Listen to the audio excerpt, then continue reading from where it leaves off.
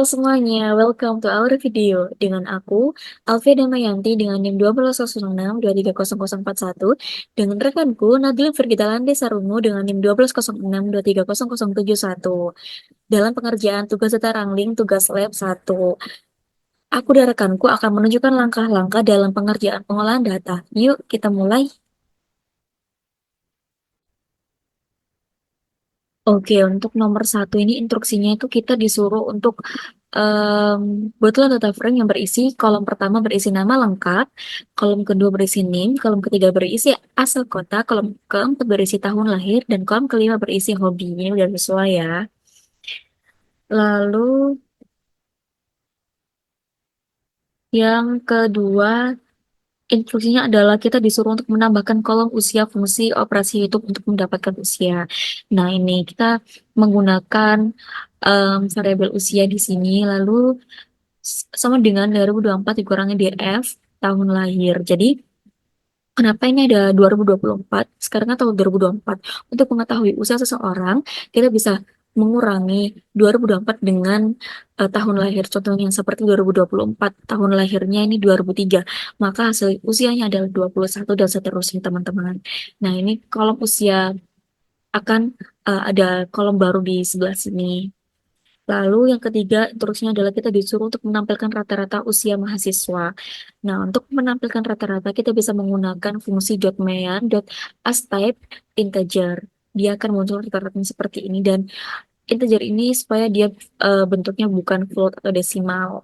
Lalu kita disuruh untuk menampilkan nama mahasiswa yang memiliki umur termuda. Nah, untuk umur termuda ini muncul dari usia 18 tahun, yaitu ada 3 anak. Yang kedua, kita disuruh untuk menampilkan umur tertua, yaitu dengan menggunakan max. Kalau tadi umur termuda kita menggunakan dot min, kalau tertua tentu kita menggunakan dot max. Dan ini muncul yaitu usia 21. Untuk penjelasan selanjutnya akan dijelaskan oleh rekan saya, Nadlin.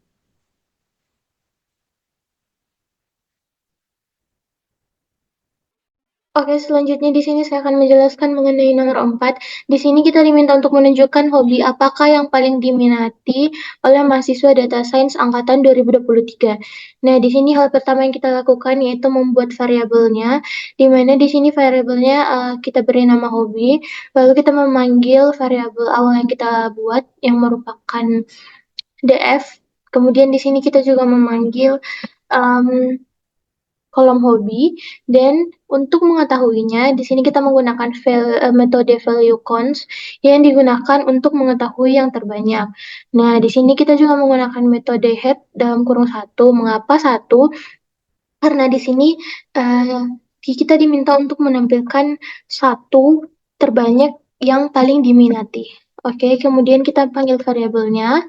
Lalu mengeluarkan output seperti ini di mana yang paling disukai, yang paling banyak diminati yaitu membaca, yang meminati itu adalah 5 orang. Oke, selanjutnya saya akan membahas soal nomor 5, di mana pada soal nomor 5 ini kita diminta untuk membaca dataset terlebih dahulu, dan hal pertama yang kita lakukan yaitu um, kita memanggil data frame-nya dari file CSV yang kita punya. Nah, di sini saya memanggilnya dengan cara menggunakan folder. Saya membuat folder, kemudian saya mengupload file dataset yang kita punya. Lalu di sini kita menggunakan metode um, pd.read_cfc untuk membaca dataset yang kita punya. Lalu di sini kita memanggil variabelnya sehingga mengeluarkan output seperti ini, di mana memiliki kolom ID, country, total cases, total dates, total recovery, dan yang terakhir yaitu memiliki kolom activity cases.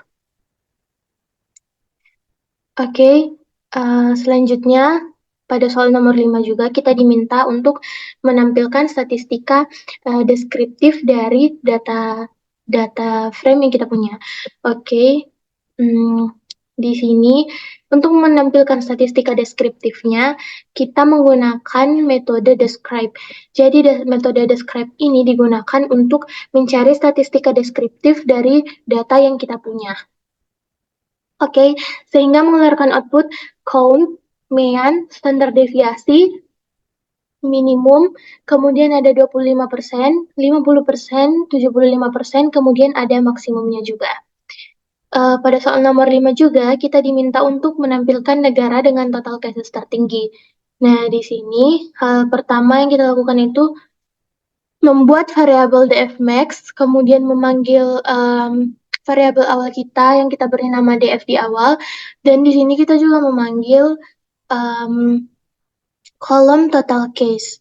Lalu pada terakhir yang karena kita disuruh untuk mencari case yang tertinggi, maka di sini kita menggunakan maksimum untuk mencari total case tertinggi. Nah, intinya yang ini digunakan untuk membuat data frame baru sehingga menampilkan negara dengan total case tertinggi. Kemudian di sini kita memanggil data frame baru yang memuat sehingga menghasilkan output yang memuat ID, country, total cases, total deaths, total recovery, dan active cases, di mana total cases tertinggi itu ada India dengan total cases segini, yang merupakan total cases tertinggi. Oke, selanjutnya kita juga diminta untuk mencari tahu negara dengan total death tertinggi.